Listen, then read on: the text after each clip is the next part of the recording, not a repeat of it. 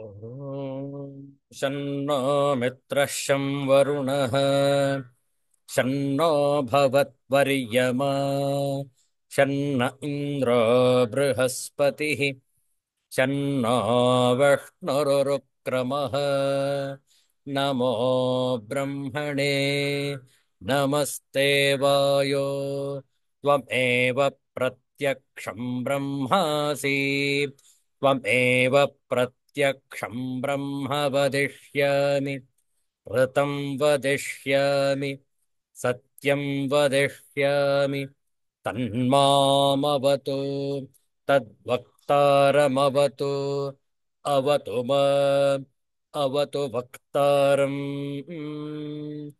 ॐ शान्तिः शान्तिः शान्तिः हरिः ॐ श्रीगुरुभ्यो नमः हरिः ॐ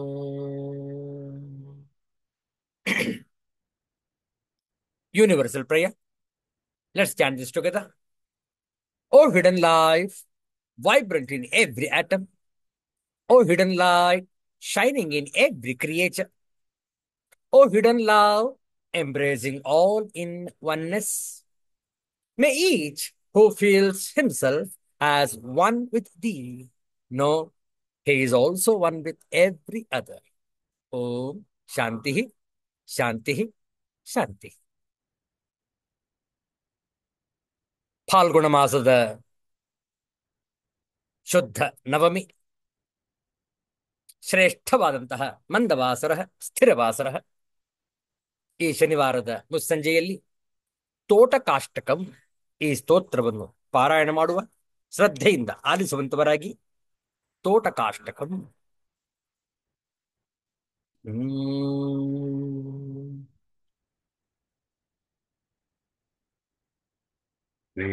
विदिताखिल शास्त्र सुधा जलधे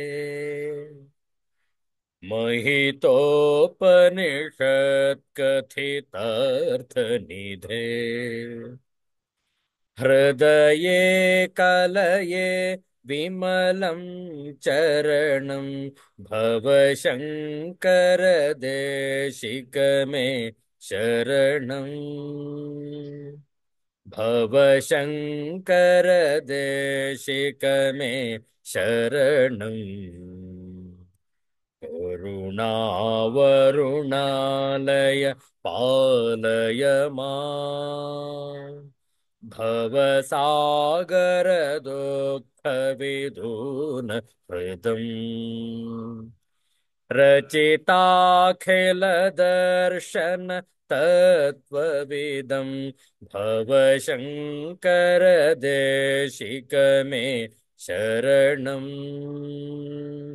भवशङ्कर देशिक मे शरणम् भवता जनता सुहिता भविता निज बोध विचारण चारुमते कलयेश्वर जीव विवेक विदं भवशङ्कर देशिक मे शरणम् भवशङ्कर देशिक मे शरणम् भव एव भवानिति मे नितरा समजायत चेतसि कौतुकिता मम वारय मोह महाजलधिं भवशङ्कर देशिक मे शरणम् भवशङ्कर देशिक मे शरणम् सुकृतेऽधिकृते बहुधा भवतः भविता समदर्शन लालसता अतिदीनमिमं परिपालय मां भव शङ्कर देशिक मे शरणम् भव शङ्कर देशिक मे शरणम् जगतीमवितुं कलिताकृतयः विचरन्ति महामहसच्छलतः अहिमांशुरिवात्र विभासि गुरो भव शङ्कर देशिक मे शरणम् भव शङ्कर देशिक मे शरणम् गुरुपुङ्गव पुङ्गव केतनते समतामयतां नहि कोऽपि सुधीः शरणागतवत्सल तत्त्वनिधे भव शङ्कर देशिक मे शरणम् भव शङ्कर देशिक मे शरणम् विदितानमया विशदैककला न च किञ्चन काञ्चनमस्ति गुरो द्रुतमेव विधेहि कृपां सहजां भव शङ्कर देशिक मे शरणम् भव शङ्कर देशिक मे ಶರಣಂ. ಫಾಲ್ಗುಣ ಮಾಸದ ಈ ಶನಿವಾರದಂದು ಒಂದು ಆಂಜನೇಯ ಭಜನೆಯನ್ನು ಮಾಡೋಣ. ನಾವು ಹೇಳ್ಕೊಡ್ತೇವೆ, ತಾವು ಪುನರಾವರ್ತಿಸಬಹುದು. ಕನ್ನಡ ಭಾಷೆಯ ಒಂದು ಹನುಮಂತನ ಭಜನೆ.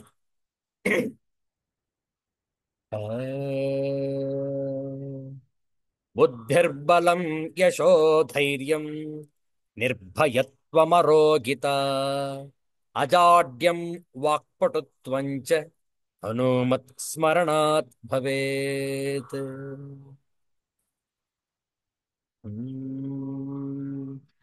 ಆಂಜನೇಯ ಹನುಮಂತ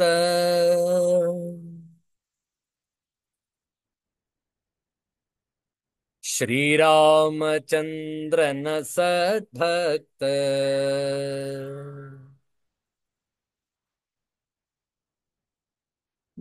ವಾಯುಪುತ್ರ ಸುಚರಿತ್ರ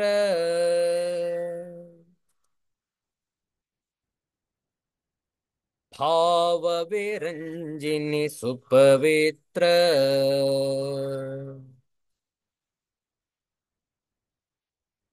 ಆಂಜನೇಯ ಹನುಮಂತ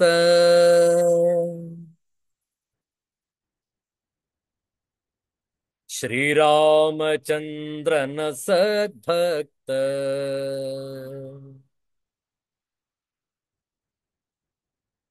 ಸುಗ್ರೀವ ಸಚಿವತ ರಾಮದೂತ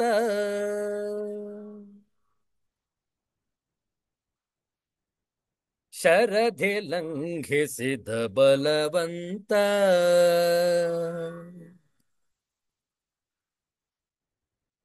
ಜನನಿಗೆ ಉಂಗುರವಿತ್ತ ನಿಜ ಭಕ್ತ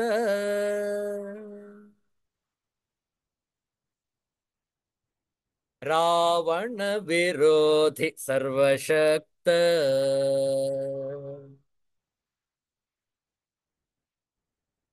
ಆಂಜನೇಯ ಹನುಮಂತ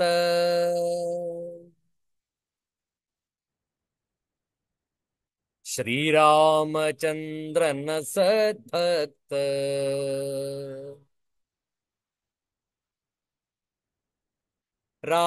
ರಾಮನಾಮವನು ಪಾನಗೈವ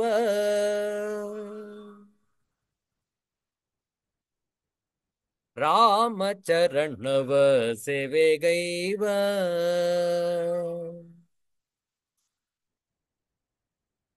ರಾಮಾಯಣ ಕಥೆ ಶ್ರವಣಿಸುವ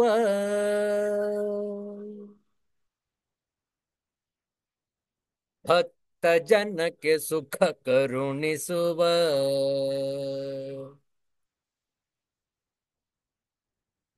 ಆಂಜನೇಯ ಹನುಮಂತ.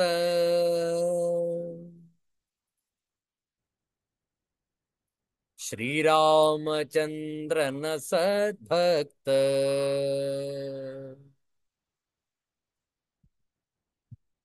ಹಾಸುರತೆ ಜನ ಹನುಮಂತ.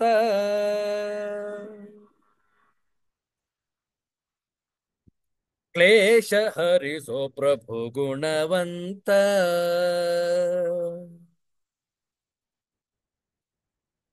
ದಾಸಗೆ ಶರಣುತ ಹನುಮಂತ.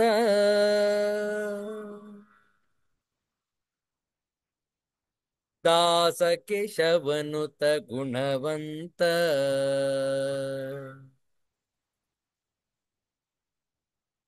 ಆಂಜನೇಯ ಹನುಮಂತ.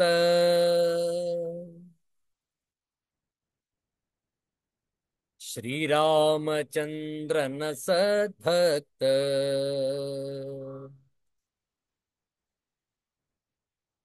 ಶ್ರೀರಾಮಚಂದ್ರನ ಸದ್ಭಕ್ತ.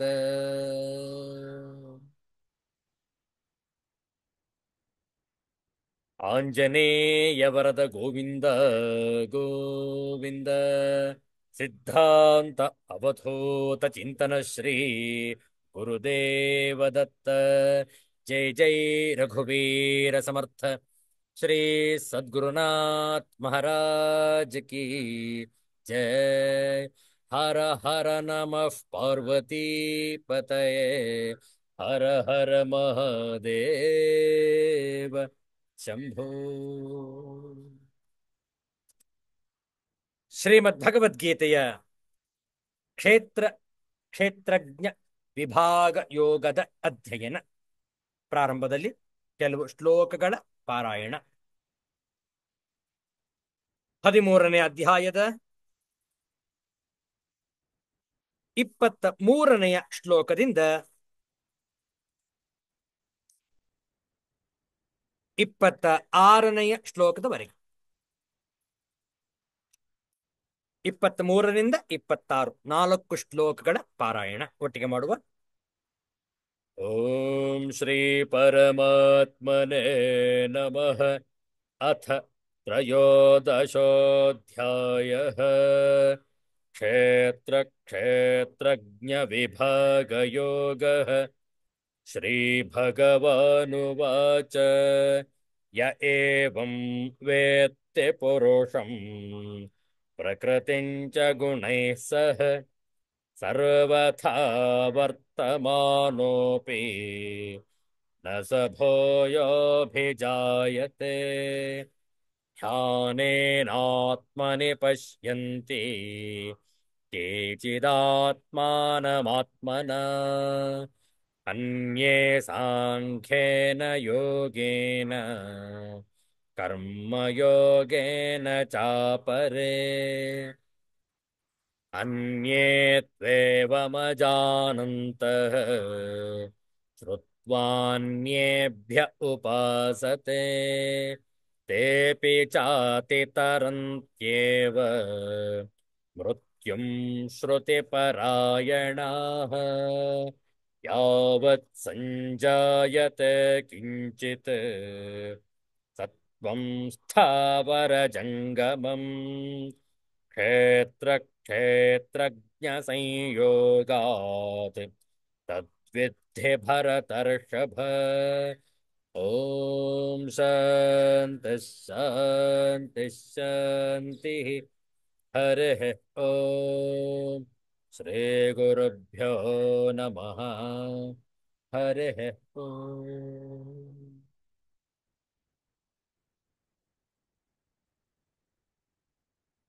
ಕ್ಷೇತ್ರ ಕ್ಷೇತ್ರಜ್ಞ ವಿಭಾಗ ಯೋಗದ ಚರ್ಚೆ ಮಾಡುವಾಗ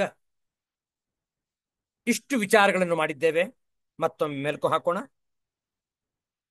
ಅರ್ಜುನನಿಗೆ ಭಗವಂತನ ಉಪದೇಶ. ಹೇ ಅರ್ಜುನ, ನಾನು ಕ್ಷೇತ್ರದ ಸ್ವರೂಪವನ್ನು ಮತ್ತು ಅದರ ವಿಕಾರಗಳನ್ನು ಹೇಳಿದ್ದೇನೆ. ಈಗ ಕ್ಷೇತ್ರದ ಸ್ವರೂಪದ ಬಗ್ಗೆ ಮತ್ತಷ್ಟು ಹೇಳುತ್ತೇನೆ ಕೇಳು.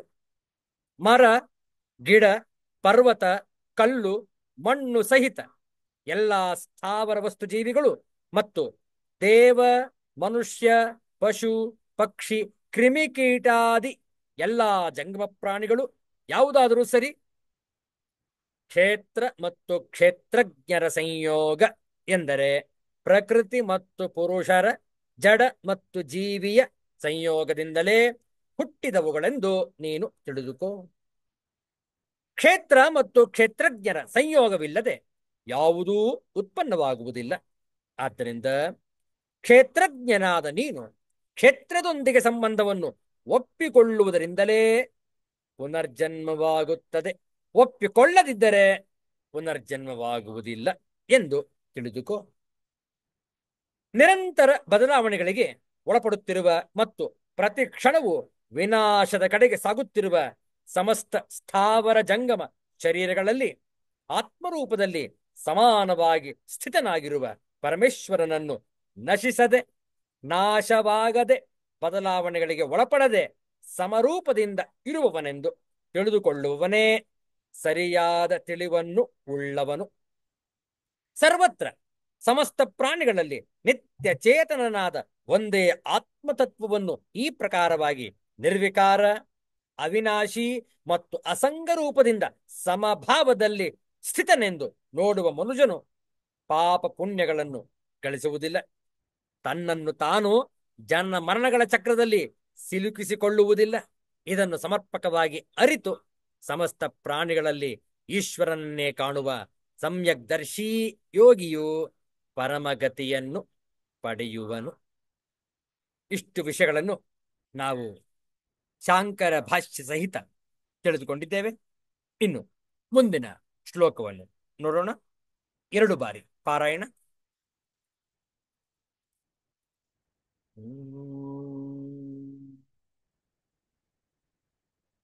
27ನೇ ಶ್ಲೋಕ ಮತ್ತು 28ನೇ ಶ್ಲೋಕ ಎರಡನ್ನು ಒಟ್ಟಿಗೆ ಪಾರಾಯಣ ಮಾಡುವ. ನಾವು ಹೇಳಿಕೊಡ್ತೇವೆ, ತಾವು ಪುನರಾವರ್ತಿಸಬಹುದು. ಸಮಂ ಸರ್ವೇಷು ಭೂತೇಷು 27ನೇ ಶ್ಲೋಕ, ಆನಂತರ 28ನೆಯ ಶ್ಲೋಕ. ಸಮಂ ಸರ್ವೇಷು ಭೂತೇಷು ತಿಷ್ಠಂತಂ ಪರಮೇಶ್ವರಂ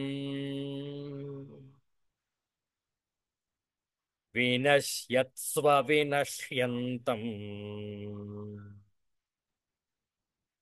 ಯಃ ಪಶ್ಯತಿ ಸ ಪಶ್ಯತಿ ಸಮಂ ಪಶ್ಯನ್ ಹಿ ಸರ್ವತ್ರ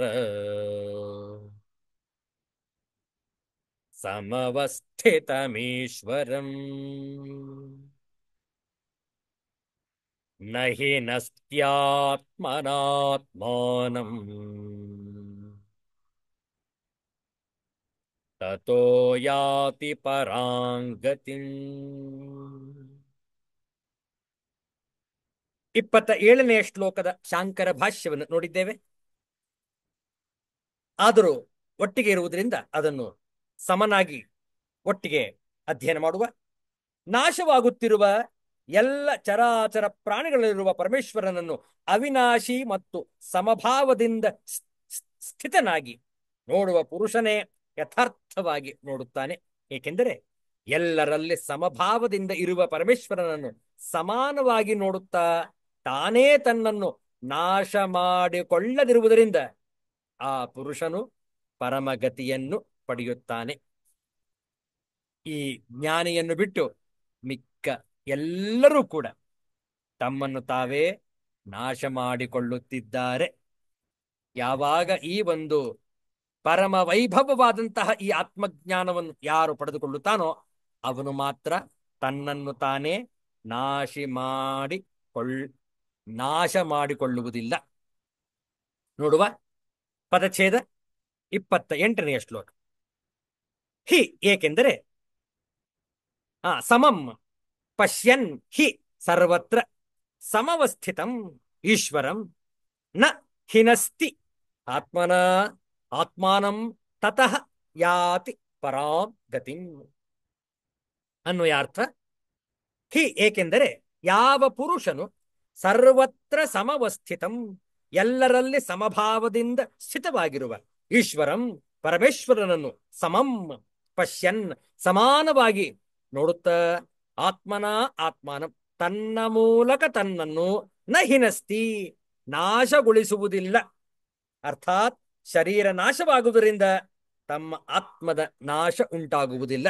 ತತಃ ಪರಾಂ ಗತಿಂ ಯಾತಿ, ಇದರಿಂದ ಅವನು ಪರಮಗತಿಯನ್ನು ಪಡೆಯುವನು. ಆಚಾರ್ಯ ಶಂಕರರ ಭಾಷ್ಯವನ್ನು ನೋಡೋಣ.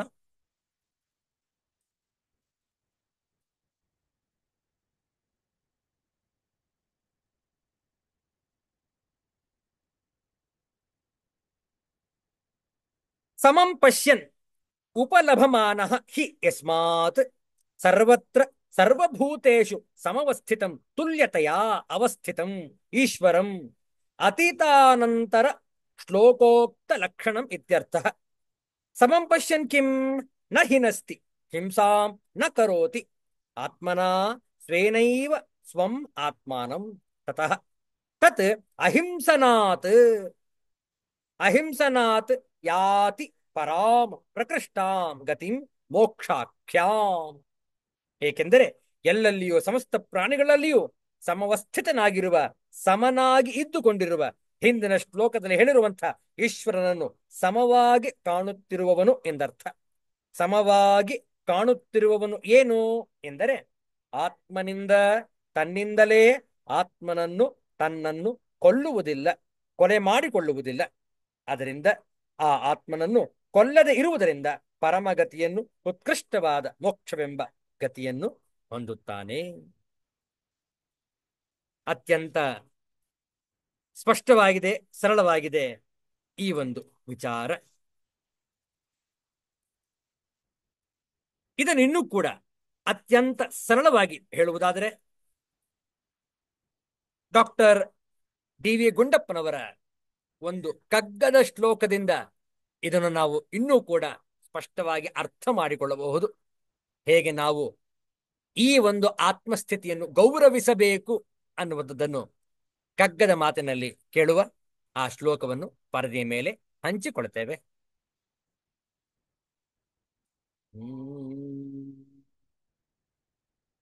ಗೌರವಿಸು ಜೀವನವ, ಗೌರವಿಸು ಚೇತನವ, ಆರದೋ ಜಗವೆಂದು ಭೇದವೆಣಿಸದಿರು.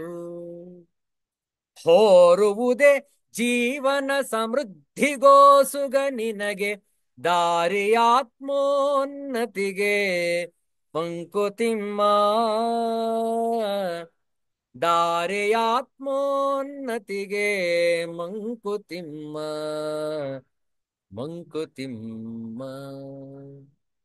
ಗೌರವಿಸು ಜೀವನವ, ಗೌರವಿಸು ಚೇತನವ. ಎಷ್ಟು ಚೆನ್ನಾಗಿದೆ ನೋಡಿ ಆಂಗ್ಲ ಭಾಷೆಯ ಅನುವಾದ. Respect life, respect the source of all energy. Don't be disinterested in this world assuming someone else is running it. Putting in hard work is the only path towards prosperity. It is also the path towards enrichment of your soul. ನಿತ್ಯ ಜೀವನವನ್ನು ಗೌರವಿಸು. ಆ ಜೀವನಕ್ಕೆ ಮೂಲವಾದ ಚೇತನವನ್ನು ಗೌರವಿಸು. ಇದು ಯಾರದೋ ಜಗತ್ತು, ನಾನೇನು ಇಲ್ಲಿ ಶಾಶ್ವತವಾಗಿ ಇರುವುದಿಲ್ಲವಲ್ಲ ಎಂದು ಬದುಕನ್ನು ಗೌಣವೆಂದೆಣಿಸಬೇಡ. ಈ ಬದುಕಿನಲ್ಲಿ ನಾವು ಹೋರಾಡುವುದೇ ಸಮೃದ್ಧಿಗೋಸ್ಕರ. ಈ ಹೋರಾಟ ನಮಗೆ ಆತ್ಮೋನ್ನತಿಗೆ ದಾರಿಯಾಗಿದೆ ಎಂದು ಬಹಳ ಗಹನವಾದ ತತ್ವವನ್ನು ಮಾನ್ಯ ಗುಂಡಪ್ಪನವರು ನಮಗೆ ಈ ಮುಕ್ತಕದಲ್ಲಿ ಅರಿಹಿದ್ದಾರೆ. ಬದುಕನ್ನು ಗೌರವಿಸಬೇಕು, ಪ್ರೀತಿಸಬೇಕು. ನಮ್ಮ ಅಸ್ತಿತ್ವಕ್ಕೆ ಕಾರಣವಾದ ಪರಮ ಚೈತನ್ಯದ ಅಂಶವಾದ ಚೇತನವನ್ನು ಗೌರವಿಸಬೇಕು. ನಮ್ಮ ಬದುಕನ್ನು ನಾವು ಕೇಳಿ ಪಡೆದುಕೊಂಡದ್ದಲ್ಲ, ಹೇಗಾದರೂ ಬದುಕಿದರಾಯಿತು ಎಂದು ಉಡಾಫೆಯ ಭಾವವನ್ನು ಬಿಟ್ಟು ನಮ್ಮ ಬದುಕನ್ನು ನಾವೇ ಪ್ರೀತಿಸಬೇಕು. ಉತ್ಸಾಹ ಮತ್ತು ಆಶಯದೊಂದಿಗೆ ಬದುಕಿದಾಗ ಬದುಕಿಗೆ ಒಂದು ಅರ್ಥ ಸಿಗುತ್ತದೆ. ಪ್ರತಿ ಪ್ರಾಣಿಯ ಮೂಲ ಉದ್ದೇಶ ಆನಂದವನ್ನು ಪಡೆಯುವುದೇ ಆಗಿರುತ್ತದೆ. ಆ ಆನಂದವನ್ನು ಪಡೆಯಬೇಕು ಮತ್ತು ಅದನ್ನು ಪಡೆಯುವುದಕ್ಕಾಗಿಯೇ ನಾವು ಬದುಕಿನಲ್ಲಿ ಹೋರಾಡುತ್ತೇವೆ ಅಲ್ಲವೇ? ಬದುಕು ಸಮೃದ್ಧವಾಗಬೇಕಾದರೆ ನಮ್ಮನ್ನು ನಾವು ಬದುಕಿನಲ್ಲಿ ತೊಡಗಿಸಿಕೊಳ್ಳಬೇಕು. ನಾವು ಮಾಡುವ ಪ್ರತಿ ಕೆಲಸದಲ್ಲೂ ಆಸ್ಥೆಯಿಂದ ತೊಡಗಿಸಿಕೊಳ್ಳಬೇಕು. ಯಾವುದೇ ಕೆಲಸವಾದರೂ ಉತ್ಸಾಹದಿಂದ ಮಾಡಬೇಕು. ಆಗಲೇ ಕೆಲಸ ಮಾಡಿದ ತೃಪ್ತಿ ಮತ್ತು ಆ ಕೆಲಸದಿಂದ ಲಭ್ಯವಾಗುವ ಫಲಾನುಭವದ ತೃಪ್ತಿ ಎರಡೂ ಸಿಗಲು ಸಾಧ್ಯ. ಆ ತೃಪ್ತಿಯೇ ನಮಗೆ ಬದುಕಿನಲ್ಲಿ ಸಿಗುವ ಆನಂದ. ಅಂತಹ ಆನಂದಕ್ಕಾಗಿ ನಮ್ಮ ಬದುಕಿನ ನಿರಂತರ ಹೋರಾಟ ನಡೆಯಬೇಕು. ಬದುಕಿಗೆ ಉಪಕರಣಗಳಾದ ದೇಹ, ಮನಸ್ಸು, ಬುದ್ಧಿ ಮತ್ತು ಚೇತನಗಳನ್ನು ಶುದ್ಧವಾಗಿರಿಸಿಕೊಂಡರೆ ನಮ್ಮ ಆಲೋಚನೆಗಳು, ತತ್ ಅನುಗುಣವಾದ ನಮ್ಮ ಕೆಲಸ ಕಾರ್ಯಗಳು ಮತ್ತು ಅದರಿಂದ ಲಭ್ಯವಾಗುವ ಫಲಗಳು ಎಲ್ಲವೂ ಶುದ್ಧವಾಗಿರಲು ಸಾಧ್ಯ. ಜೀವನದಲ್ಲಿ ಉತ್ಸಾಹದಿಂದ ಇದ್ದು ಯಾವುದನ್ನೂ ಅತಿಯಾಗಿ ಪ್ರೀತಿಸದೆ, ಅತಿಯಾಗಿ ಅಂಟದೆ, ಲಭ್ಯವಾದ ಕೆಲಸವನ್ನು ನಿಸ್ಪೃಹತೆಯಿಂದ ಮಾಡುತ್ತಾ ಸಂದ ಫಲವನ್ನು ಪರಮಾತ್ಮನ ಪ್ರಸಾದವೆಂದು ಸ್ವೀಕರಿಸಿ ಅನುಭವಿಸಿದಾಗ ನಿಜವಾದ ಆನಂದ ಸಿಗುತ್ತದೆ. ಅಂತಹ ಆನಂದವನ್ನು ಪಡೆಯುವ ಪ್ರಯತ್ನ ನಮ್ಮದಾಗಬೇಕು. ಅಂತಹ ಆನಂದ ನಮಗೆ ಸಿಕ್ಕರೆ ಆತ್ಮೋದ್ಧಾರವಾಗಿ ಬದುಕಿನಲ್ಲಿ ಸಾರ್ಥಕ್ಯ ಪಡೆದಂತಾಗುತ್ತದೆ.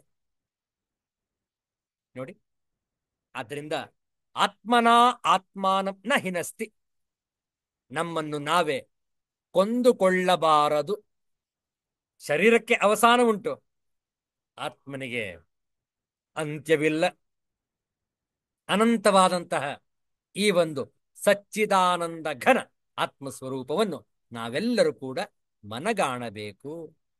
ಈ ವಿಚಾರ